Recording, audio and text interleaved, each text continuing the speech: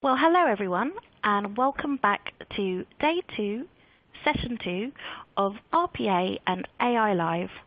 I'm your host, Andrea Charles, editor for the PEX Network, www.pexnetwork.com.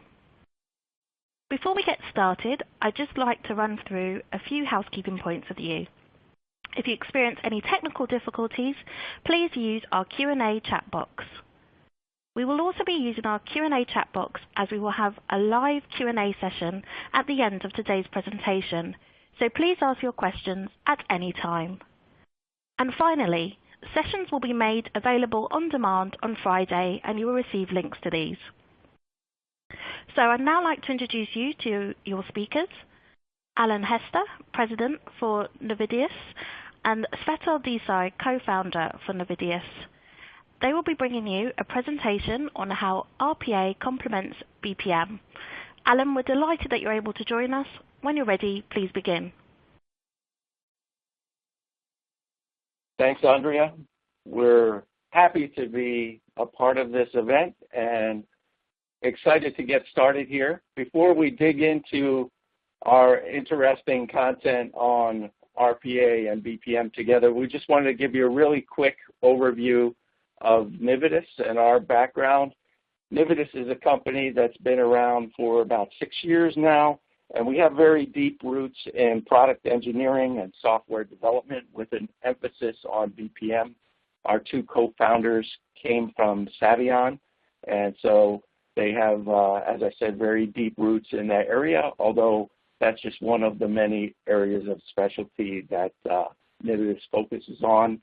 As you can see, we served a number of industries and even won a couple of awards.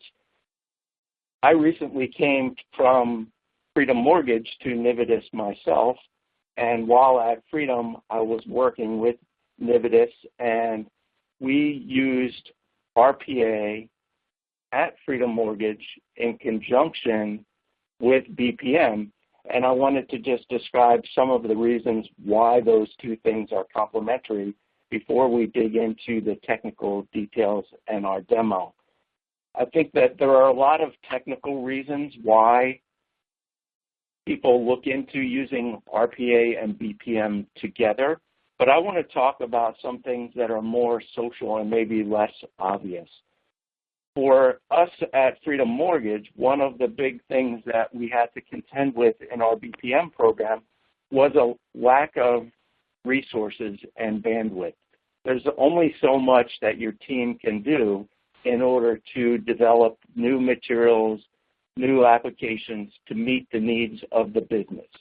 And because of that limiting factor, and especially because there's so many developers that are required, RPA can become an attractive proposition because it's something that there is some amount of development work that's needed, but really it's one of those things that once it's set up, you can really put the ability to manage it and control the implementation in the hands of the business, which is great. And so that can relieve that bottleneck on resources. The other reason is Alan, maybe I just wanted to obvious. stop you. Just wanted to interrupt you for a second. We have some questions. Some people are asking if it has started. They're not able to hear any audio. Oliver, do you know if everybody's able to hear audio at this point? Hi, yeah, I'm just answering those questions at the moment, but anyone that cannot hear any audio, please just refresh your screen. It should fix that problem, but just refresh your screen and that should be fixed. But anyone that does have those problems, I will be responding to you individually. Okay, great. Thanks, Oliver. And Alan, just wanted to point out that we're on slide 1. That's the slide you're on right now?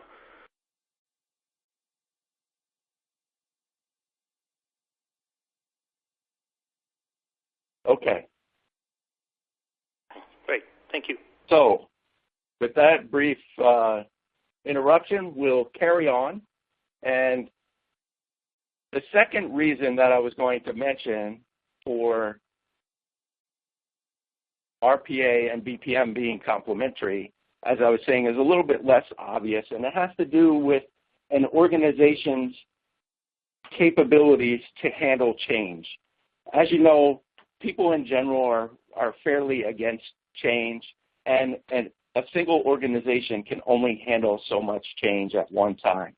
And because of that, there are real reasons why a large BPM initiative going in a company might want to limit how much change it attempts to force on that organization at any one time. With RPA working in conjunction with BPM, you're able to limit the amount of organizational change that you're giving to the business by introducing some automation that can recognize some real results, and then later, when the timing is right, be able to come behind that and add more, let's say, framework using BPM and possibly other tools when the organization is able to handle that level of change. So RPA in many ways can be viewed as an entry point to bring BPM into the organization. And that's why a lot of companies are looking into using both of those together. At this point, I'm going to turn it over to Shvetal Desai, who, as Andrea mentioned, is one of the co-founders of Nividous, and he'll be taking you through our RPA framework as well as a brief demo.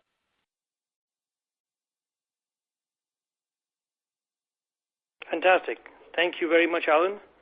And thank you, everyone, for joining us today. We're excited to be here and present to you our thoughts around how RPA works along with BPM. I'm going to start with a few slides and then walk you through a demo around how RPA and BPM can work seamlessly together. So a brief overview of Nividous, as mentioned by Alan.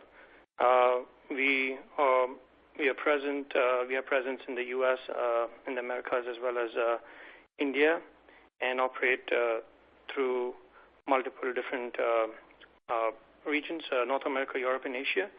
Also, we are experts in process, BPM, ESB, ODM, RPA, and other areas, but we are going to be focusing around RPA today. I'm not going to go into all the other areas in detail. Just wanted to skim through this slide quickly and go into the actual content that we're going to be demonstrating. As Alan mentioned, we have won awards in multiple areas for the last few years, and some of that is the outcome of this presentation is from some of those case studies that we have been working towards. That brings me into the topic that we'd like to discuss today, Nividous RPA. And we have a very unique approach to how robotic process automation should work with BPM.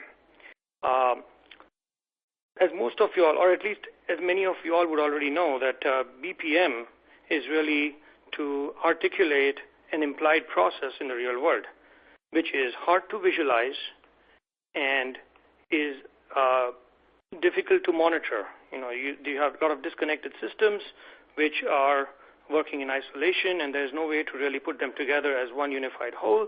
And also, there are manual system interactions involved in this, where individual users have to operate on, say, your CRM systems or your order entry systems or logistics systems. So what BPM does is help build an articulation on top of it. So if you see here, there's the slide showcases how, in order to cache, process flow can be articulated seamlessly end-to-end using BPM. And of course, BPM has been around for many, many years. It's been well established as a tool for visualizing and monitoring your processes. And of course, not only visualizing your as-is processes, but then once you've articulated it, using it to enhance your processes by adding tasks like approvals, building in notifications like email alerts and escalations. And where RPA fits in is really the existing integrations to your systems. So to reiterate, BPM has all these good points where you can actually enhance your processes. You can put in notifications, alerts, escalations for managing end-to-end, and making sure that you meet your requirements for your SLAs, etc. And RPA really sits in where you need to integrate to existing systems. To Alan's point earlier, it is typically very difficult or not possible at all in some cases to integrate systems. When you're building a BPM program, you want to get more processes out there as quickly as possible. But one of your biggest problems and challenges will be integrations to your existing systems. Many of them may be legacy systems. So for which you may not have the right technical talent, or you don't have the right resources who had built this many years back, or for that matter, you don't want to spend so much time building out integrations and just want to focus on building the process and visualizing it. So that's where we believe RPA has a very big part to play. So you use RPA to automate these kind of tasks, and the most important part is that this is done through BPM. So through BPM, you will have tasks which represents RPA tasks. And I'm going to be showing you how that is done in a few minutes when we get into the demo. So the initial goal is to start with RPA because it gives you the lowest barrier for entry. You can start off quickly by using your existing interfaces to your systems like your order entry and your CRM and your other systems, and then replace them gradually with actual integrations to these systems, so coded integrations to these other systems when you do have the resources and the time to be able to put that together. So, of course, that is added effort and cost, but that you would do at a later point in time and should not interrupt your BPM progress. So, to summarize, what are we really attempting to do here? We are using the best of both worlds. So, RPA and BPM can work together and using and leveraging the strengths of each of the products. So, what does BPM bring? BPM brings the capabilities to make a process explicit, the ability to visualize it, to monitor and report using advanced BPM dashboarding concepts, managing SLAs, and, of course, enhancing the process by adding additional tasks, escalations, and notifications, like I already mentioned. And what do you use RPA for? Well, RPA is good at automating repetitive manual system tasks, manual as well as system tasks, and doing that using existing third-party system interfaces, no new coding or overhead of any cost, and also a quick turnaround time. You don't have to get a whole team together. You can build this very quickly. And system tasks can then get gradually replaced over time with an automated coded integration. Just to qualify something here, not all of the tasks will get completely replaced by an automated integration. And I will call that out when we get into the demo. There'll be some tasks which are done by humans and will remain automated RPA tasks, which may not have an easy way to be replaced through any integrations. It may not make sense to do that either. So we'll talk about that, and I'll call it out when we get into the demo. Having said that, I'm going to talk briefly about how this is done. So to be able to achieve this, you need to be able to have access to RPA tasks. How do you build RPA tasks into your BPM environment? You can have RPA tasks in any BPM environment, and the environment that we're talking about is a studio environment. So in a BPM studio, you would drag and drop an RPA task as simple as any other task that you would be using, and this task will then be configured to execute certain specific robotic steps from within the BPM process. What you see in this slide, there are certain tasks in green which are representing the robotic tasks. The BPM process will then interact with the robots to execute these RPA tasks remotely on some virtual desktop. And you use the BPM work portal for management and monitoring. That means you are using the existing infrastructure of the BPM portal for an end-to-end visualization of your entire process. You don't have to go through two different systems for doing this anymore. So you don't have to worry about, log into my RPA system and then, monitor and manage the tasks in RPA and then go into your BPM and then do the same over there. And then, of course, there is no way to collate what is happening on both sides. Well, at least there's no easy way to do that. So one unified way of managing, monitoring everything through BPM. And, of course, you benefit from the BPM capabilities and the core strengths of RPA at the same time. These are some screenshots of how you would drag and drop and build and configure an adapter. What we are going to go into now is the execution and reporting. So once you built it, then you can actually report using advanced reporting concepts from the BPM portal itself, using reporting, using centralized dashboards and detailed analytics. And of course, there will be mature governance that the RPA products would give, and Nividous RPA is no different, where you would then be able to start, stop, monitor, and schedule robots. And of course, a detailed audit log combined with the BPM. So BPM already gives you a detailed audit log. You can then leverage that for your RPA, for your auditing capabilities. And of course, debugging the flow would be also possible to do. So again, at every point, I'm trying to emphasize that this is one unified system where you can see everything end to end, and all the operations that you would have normally done are all available and visible through BPM itself. So this screen shows you some advanced reporting, which we will get to in the demo. I'm going to move on to the next slide, where we are showing a typical development environment, the Nividous RPA development environment, where you would then easily configure automated processes and create reusable functions and processes. One important point I'd like to make here is that you can add custom libraries for any non-standard interfaces. So it supports already a lot of interfaces, but and standard libraries, but you can build your own. So it's pluggable.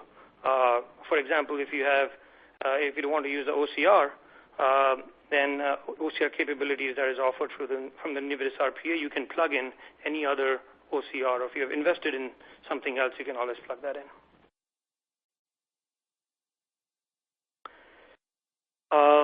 The supported interfaces are web automation, GUI automation, desktop automation, mainframe automation, OCR capabilities, Citrix automation, automating of complex UI hierarchies, supporting FTP, Telnet, Secure Shell, HTTP. So all of these remote abilities to execute commands remotely are all supported. There are some screenshots you see on the right. Don't worry if you can't see them very clearly. We'll be walking you through this in the demo. To summarize, what is the life cycle of RPA with BPM look like? Well, you would design in RPA. You would then model in BPM and leverage those RPA processes from BPM, then execute from BPM. So BPM controls your end-to-end.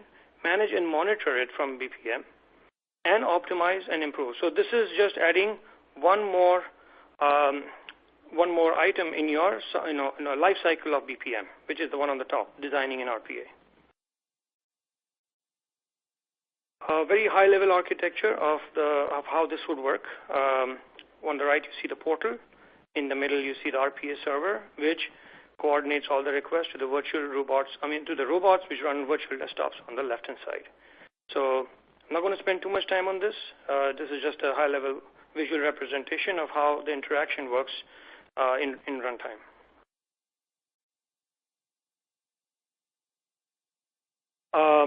So that brings me to the end of my slide. I'm going to actually walk you through a few things that I'll be demonstrating. It will be a loan origination process scenario where we will showcase how in a loan origination process you would leverage two types of robots. And in the demo, you would also see that the BPM server and robots are running on two different machines. We're going to showcase it using two different virtual machines, so you actually get the idea of how these two would work separately and communicate with each other.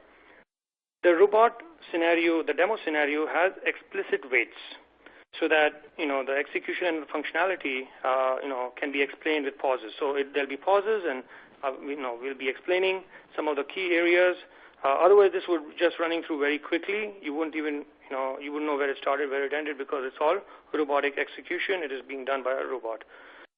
So again, there are explicit weights in few parts of the demo to make sure that we are, let's make sure everyone's covered in terms of the understanding, and that we are able to take some time off to explain things. Great. So I'm going to actually start right now and basically give you the context of what the demo is.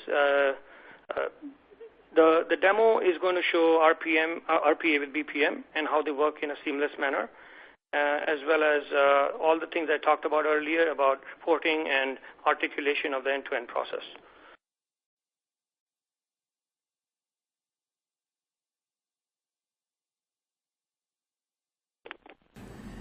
For the purpose of the demo, I will be using two processes to showcase a loan origination demo. So the process on the top is the RPA email poller process, which is acting like a scheduler process. It will wake up periodically and trigger a robotic agent on a virtual remote desktop. So what it's going to do is going to wake up and trigger a RPA agent on a remote machine. And after the RPA agent is done with its activities, it will then trigger the loan origination process below. So I am going to actually, through a few steps, I'm going to actually walk you through the entire scenario. So step one is, and by the way, all the green tasks which are represented in the two processes represent robotic process automation steps. So to distinguish them clearly from other tasks, and to clearly call them out as RPA tasks, we have colored them as green in both these processes. So the first step will be to wake up and then trigger the remote robot. The robot will now check, it will open out Outlook and it will check for loan application emails on this virtual desktop. If it receives any email, then it will download the PDF which is attached. It will extract all the details of the loan application from the PDF through OCR and then send this data back to the process. So after the email poller receives this data, it will start a new loan origination step. That is step number 4. Okay, so it will start the new loan origination process rather. The first task in this loan origination process will be for a loan processor to verify the details of what was entered in the PDF document which was extracted by the robot agent. So it will be a verification step for the loan processor, and once the loan processor, the human, it will be a human task. The loan processor, once he completes this task, it will then move to the robotic legacy LOS update step. Now it's a legacy system, loan origination system, and what it's going to do is, again, this represents a robotic agent task because it's in green, and it will trigger another robot agent on a remote virtual desktop. This agent is now going to do a different activity. It is going to trigger a command line interface to a remote legacy system, a loan origination system. This is very interesting over here because this is representative of one of the most important things for which RPA is required. Many times you have old legacy systems which are like mainframe applications and which are not easy to integrate or automate because either you don't have qualified people, you don't have the expertise because it's been so long back that somebody worked on it and it hasn't been touched, so you don't even know how to build integrations, and secondly, for whatever reason, you cannot build those integrations regardless because the system doesn't allow it. So here what is happening is the robot agent is operating on this mainframe interface just like a human would by doing a remote connection, a remote shell into the system, and then operating from the command line interface. Having done that, it will then feed in the new loan information, and then the loan ID which is extracted is now passed back to the loan origination process, and then the task completes, the RPA task completes, and it will move on to the do processing step. So from then onwards, it will then move to the underwriter, and advice generation, and which will record the final approval. It will then record through another robotic agent into a system of record about the approval or the rejection for this particular loan, and then send out letters. Of course, we won't walk you through the entire step. We will walk you through the first 2 RPA steps to show you a representative of what it would mean to execute RPA tasks through BPM. So what I'm going to do, like I said, is I'm going to be using 2 different virtual machines to showcase how the activities that are happening on each of them. So this virtual machine that I was just using is going to act as the machine where the robots are going to be triggered, and the machine and the VM virtual machine on the left, which I just highlighted right now, is going to be the process server, that is the BPM server. So what I'm going to do now is I'm going to log in to the portal for the process server.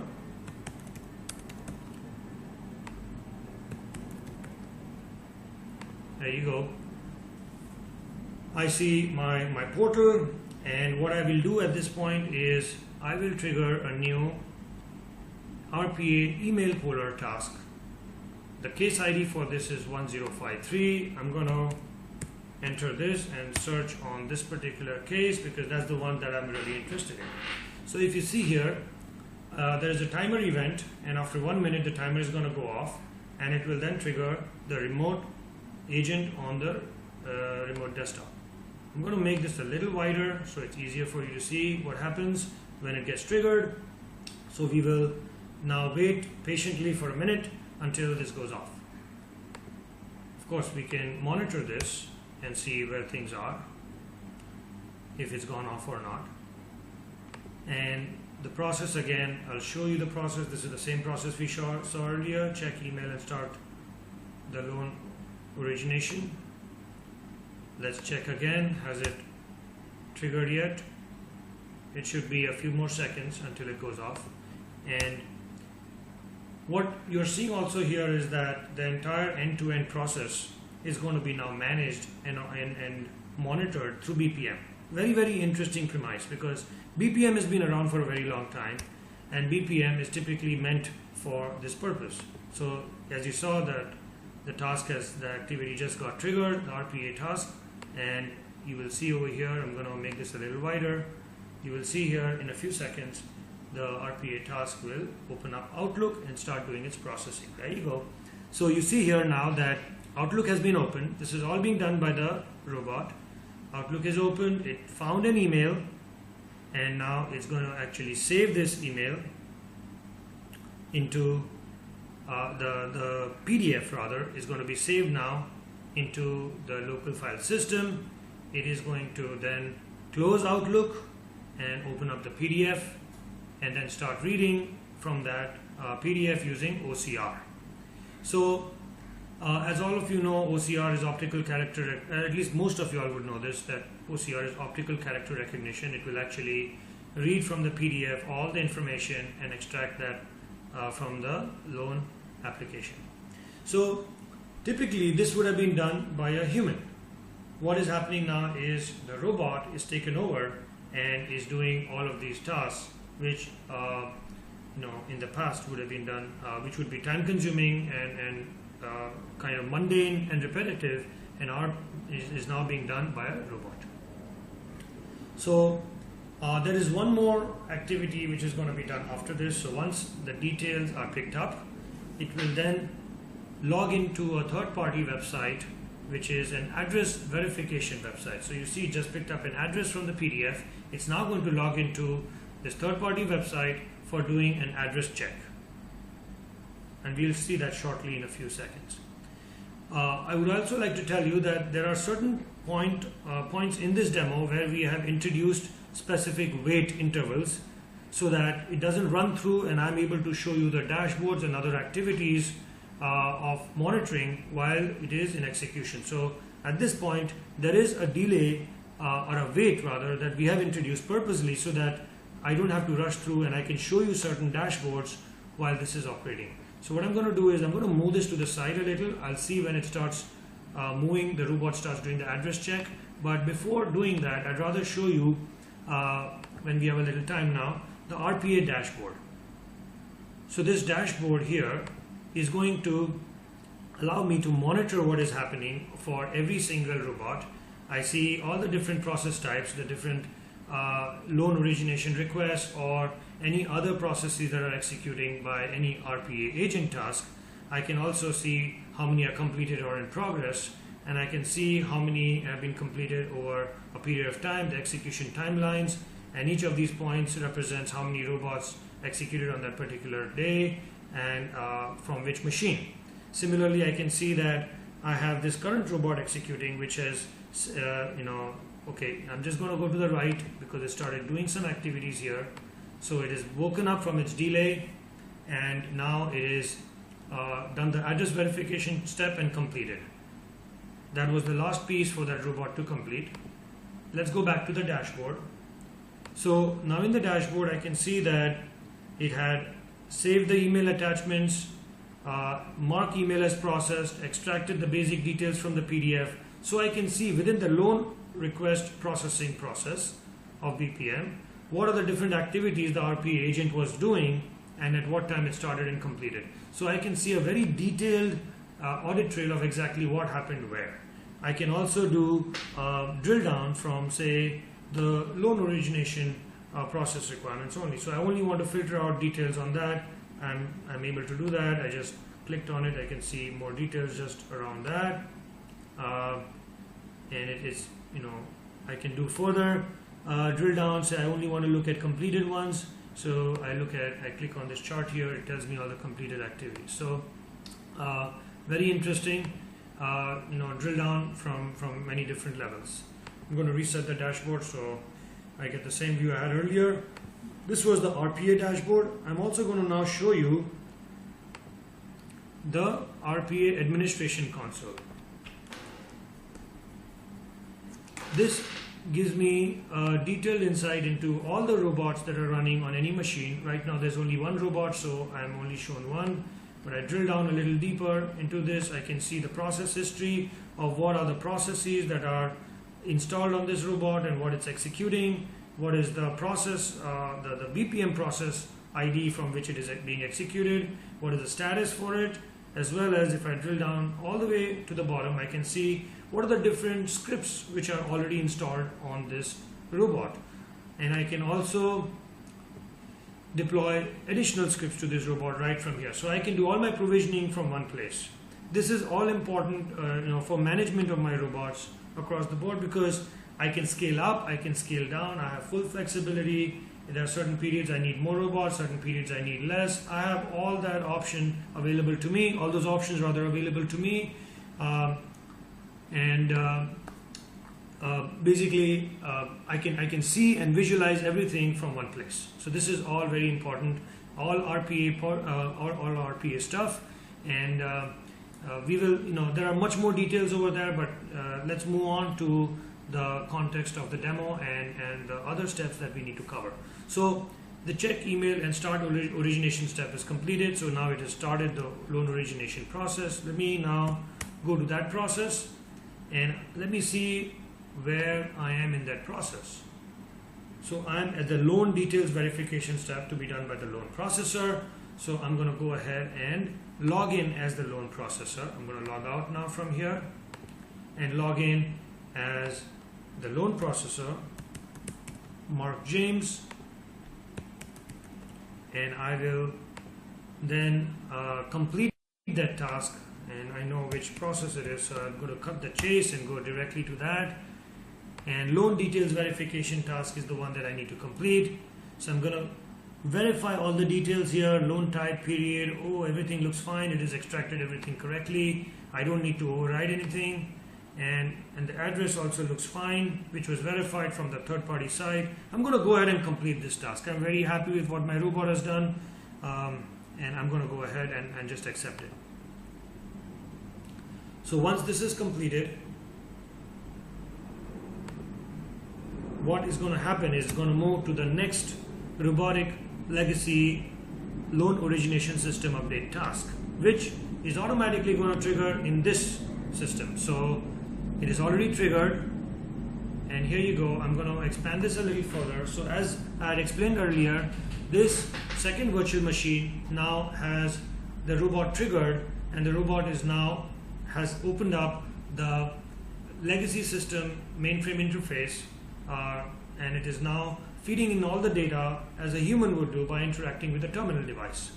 So it is adding the loan, it is adding all the details that were extracted, and then it will get a new loan ID back from the loan origination system, which it will then give back to the process. So it has completed a task, it got the loan ID, and it has exited. So the loan agent's job is done.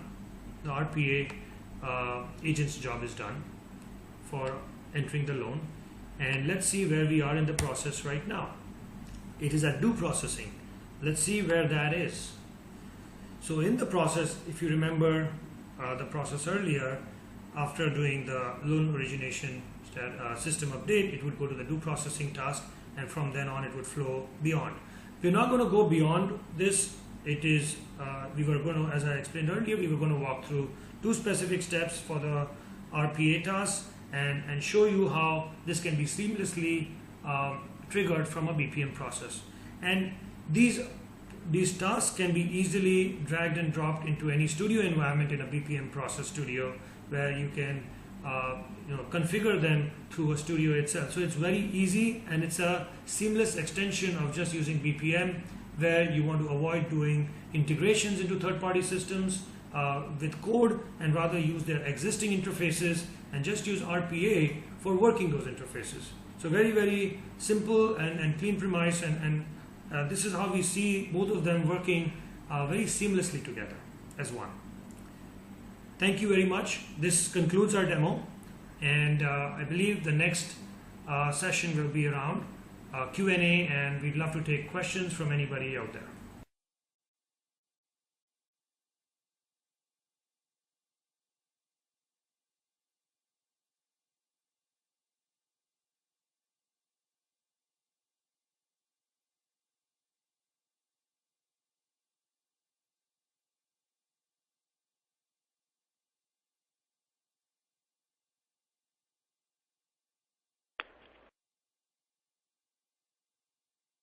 Brilliant. Thank you all. That was very interesting. We've now reached the Q&A section of the session. So if you'd just like to ask your questions now via the Q&A chat box, we'll get right to it. I can see a few have come in already, so I will start with those. Brilliant. So if I could put this one to Svetel. Identity management of RPA agents. Do the bots have their own access roles, or do they simulate an existing human user? That is a very interesting question, and this is the reason it is interesting is well, you could program it to do either. So when you are actually simulating an individual and you are trying to do the same activities that that individual would do, you can choose to do that using that individual's identification. But most times you would not do that because you would be compromising the information of that individual. So when you are actually, what we have done normally in the past is we create special RPA users. If you remember in the process, there was a whole swim lane for RPA robot agent. So that represents the user who would then be actually monitored. So the good part about this is you can also monitor now this agent through that process. So the agent would then be, the agent is going to be actually logging in as that agent's special login that has been created for it. So the short answer is yes, you could do either depending on your requirement, but most times we don't want to compromise identity information, so it would then be done by that robot agent, a special ID created for the robot agent for these specific tasks. Brilliant. And if I could just pose another question to you. In order for the robot agent to handle the task automatically, do we need to set up an idle desktop to run, or can it be run from a human agent's desktop? So typically this would run on a virtual desktop. So you would not want, we have had instances where somebody wants it running and periodically scheduled and goes off on their desktop, but typically this is done on virtual desktop, which will be running on its own. And the good part about this is you can provision on demand the robots that you need using that approach.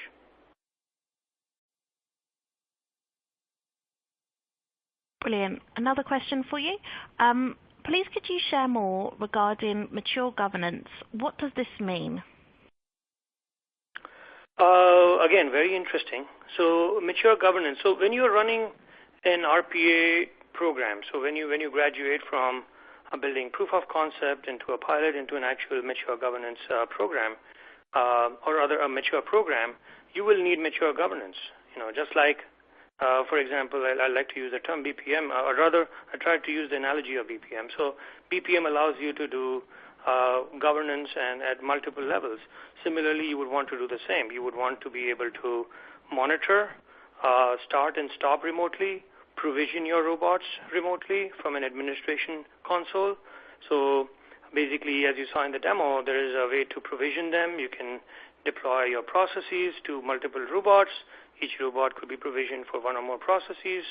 The RPA server would then decide how to load balance all the processes that would be running on which agent. So it would make the decision for you in terms of which. If you saw in that architecture diagram that the requests go from the BPM server to the RPA server, and the RPA server then decides provisioning as well as which processes to execute on which robots. So yes, I believe I have answered the question for mature governance in a short manner. But of course, there is a lot more to this. This is just a short explanation. Thank you, Svetal. Alan, a question for you, please. Were there any savings on time? And then it says RPA robots would take some time would take the same time as a human to complete the task. Yeah, that's exactly right. That it takes the same time as a human to complete the task. In terms of the actual system side operation itself, where you can see some savings, and it really depends on how your system is set up, is that when there are actions that require human key presses, let's say, or mouse clicks or something like that, then a computer obviously can do those much faster than a human can. The trick is that often you have to wait for some sort of response in order to trigger those. And so we built the ability into the system to adjust for those waits and to maximize the benefit that you can see. But to be honest, the time savings that you see are not the benefit of doing this, right? The real benefit of doing this is that if you need to scale your business for whatever reason, and the way that you scale your business is by getting an additional 500 people to do this particular piece of work that involves a lot of mundane, repetitive tasks. To hire and train those 500 people will take you a good amount of time as well as cost you a good amount of money. If you were able to do that same scaling activity using software robots and RPA, you could do it much faster and at a much lower cost. So that's really where you achieve the savings through RPA. Brilliant. Thank you, Alan. And one more question for you. Can the robot agent read contents on the email and respond to the email?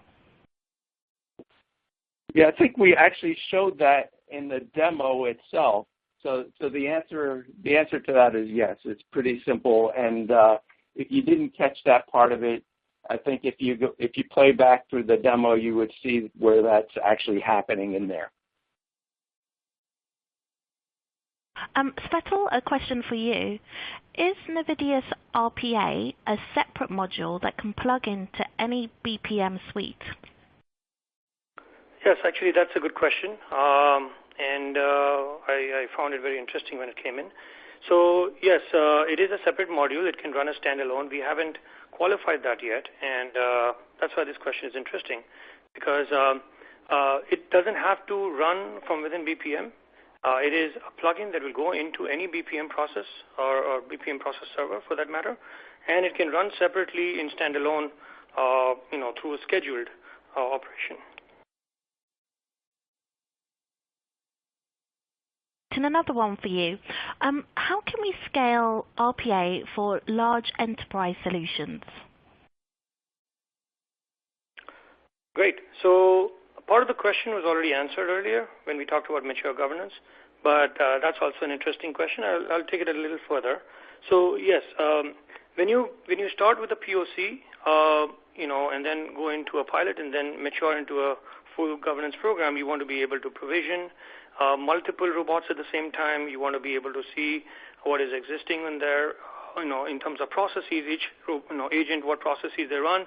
You also want version management, because you may be having different versions that you may want to push out in different places. So all that, of course, means that all that, once you can achieve all of that, you are able to then scale up very quickly. You can scale up or down in terms of how many robots you need on a given time period. So during a certain period, you need more robots. You will be leveraging, you will have your RPA server trigger more, and then at a certain point in time where you don't need as many, you will be actually scaling down. So pretty much using as much as you really need.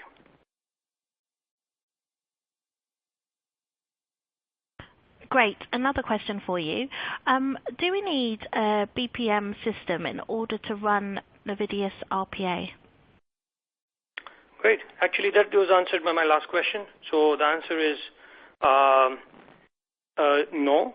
You don't need to rely on BPM itself. You can use RPA in Nividous RPA in isolation. It doesn't depend on BPM as such for its execution. However, you can use BPM to achieve your end-to-end visualization by plugging it into BPM. Great. And one for Alan, please. Nividous has RPA capabilities, for example, screen scraping, recording, etc., built-in eliminating standard user interface-based RPA tools like Blue Prism or other vendors. And then they're also asking, what about machine learning or AI capabilities for semi or unstructured data? That's actually a really interesting. Well, I'll say a few things, and then Shredl can chime in with his answer too, because I know that we both have a lot of thoughts on this. This is an area where a lot of people are really just starting to investigate now. I think that the opportunities that are being realized now through all of the advances in AI make a lot more possible, because really when it comes down to it in RPA, the main thing that you want to get down to is where you're just using humans for exception handling only, right? And so the number of exceptions that you create, if you can minimize that, then obviously you're maximizing the amount of automation that you achieve. And so by leveraging some of these new technologies, the amount of exceptions that you generate should end up being far less. Shredl, go ahead. What were you going to say about that? No, I think you covered it very well.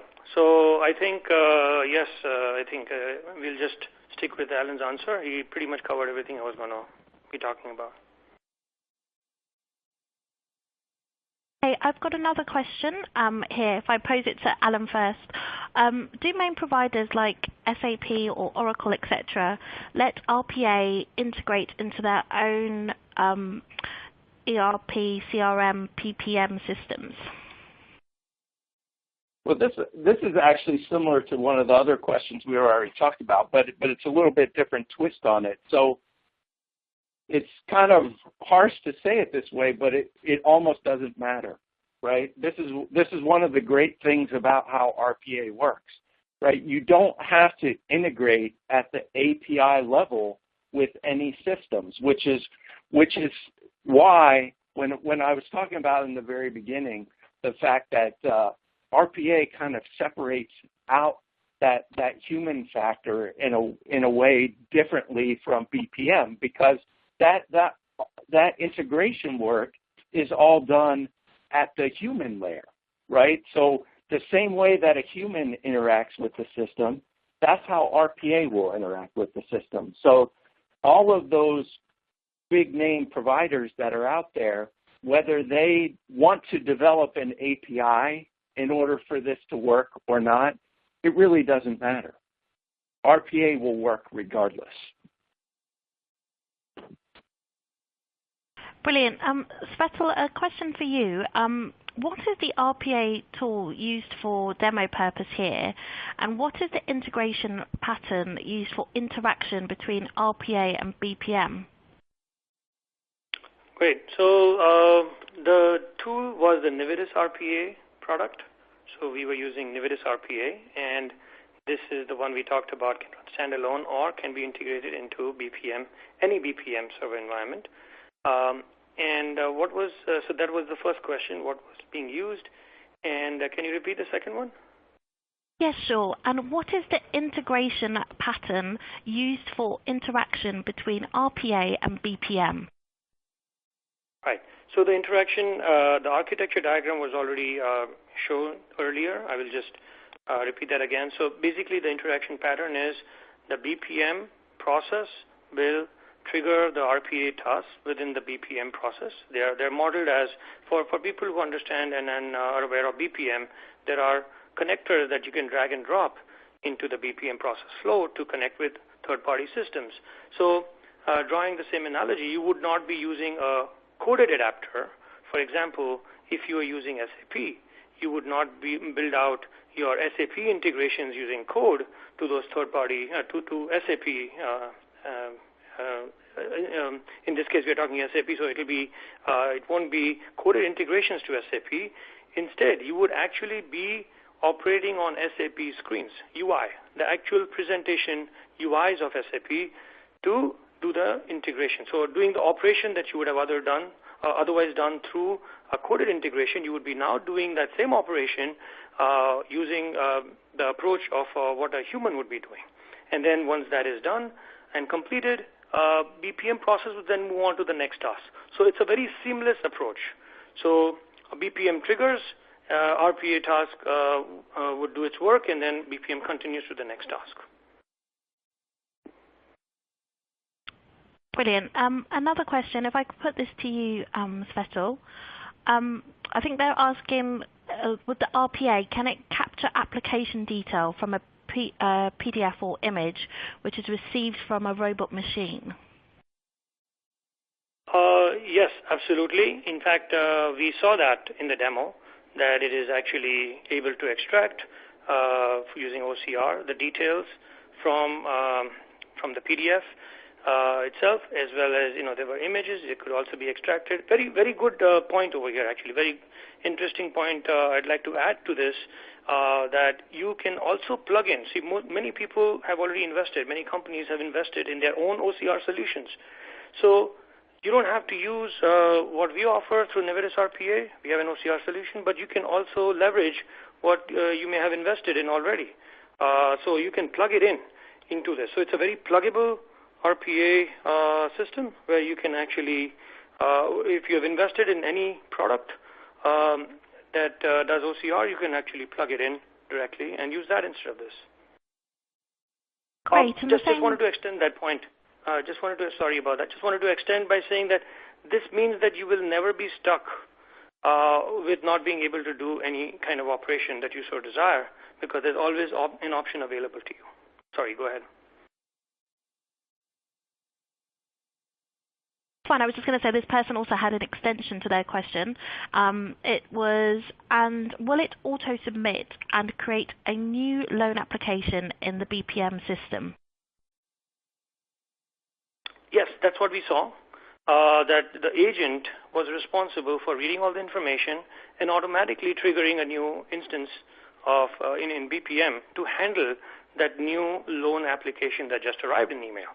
So new loan application came in, Robot picked it up, and then triggered in BPM a new case to handle that end-to-end process. Actually, I would just jump in and say one of the things that you really have to be careful with RPA, and this is probably obvious to you, is that you have to really inspect your business processes closely before you determine what sort of rights and abilities you're going to give your robots to actually complete. Because what you can end up doing, especially if you don't have a really thorough testing policy in place, is that you can end up throwing a lot of unwanted things into your system if somehow the robot goes off script. So for that reason, many companies put up walls and safeguards around what the robot can or can't do on their own without some kind of human inspection first. Great. I think we'll make this the last. Oh, go on, Svetel. Sorry, go ahead. Sorry, Andrea. Just going to say, I think we'll make this the last question, so we have time for closing remarks. Does this mean that I don't have to choose which processes have to be implemented on RPA and which ones to implement on BPM? I would be looking at one system for my end-to-end processes, right?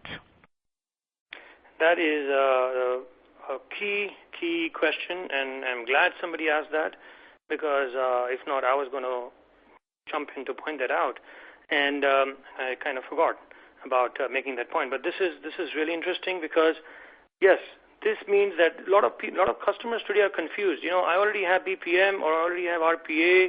Now what do I do with BPM, or what do I do with RPA? Which processes do I have to automate on RPA? Which ones do I do on BPM? How will it work together? Now I have to deal with two systems. This is another nightmare in the making. So all of those questions go away. You're dealing with one unified system, both of them working seamlessly as one. You don't have to choose now whether you want to do things on RPA or BPM.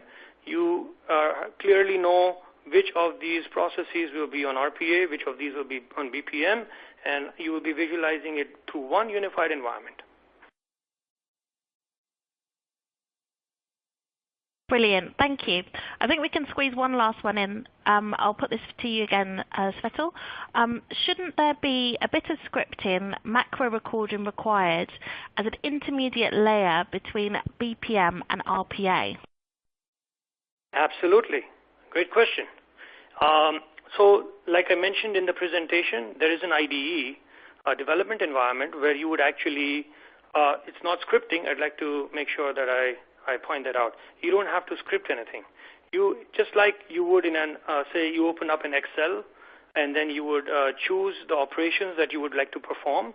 You could do that. You could also start from a recording. So you could do a recording of what you want to do, and then after that decide what you want to change, or choose to just go with that recording. But most times we are seeing that you don't just record and just play back. You would want to expand it a little more to do other things and put in some more checks and balances, some more exception handling. So yes, there would be that part where you would actually use the IDE to build the process, the RPA process, which is then, when you configure your RPA task in BPM, you would select which process you're going to be executing, and then the RPA server will take care of which robot to provision for that. Brilliant. Well, thank you. We've now reached the end of our Q&A. Thank you all for your questions. Any we didn't get to will be sent directly to Alan and Svetel to follow up with you. So I'd like to thank Nividous, Alan and Svetel for today's presentation, and then just hand over first to Alan for closing remarks. Well, I know we're running low on time, so I'll keep it short here. I just would like to emphasize again that we're happy to be involved in this event. We're happy the attention that is being brought to this really interesting solution, and we're looking forward to interacting with a lot of you in the future as we try to work through these many good questions that were brought up. So thanks a lot. Svetel. Thank you. I think Alan summarized it well. We are very excited to be here, and even more excited for all the interesting questions we got that shows that you guys were really engaged. thank you for sending them in. And of course, if you have any further questions, we'll be very happy to circle back and answer them for you. So thank you for attending. Brilliant. Well, thank you, everyone. We've reached the halfway point of RPA and AI Live. I just want to remind everyone that we've still got 4 more sessions for you this week, 2 more sessions tomorrow, and again that's starting at 9 a.m. Eastern. So I hope you can all join us again. Thank you again for your participation. I feel that this has been a great series and looking forward to meeting more of you tomorrow. Thank you and goodbye.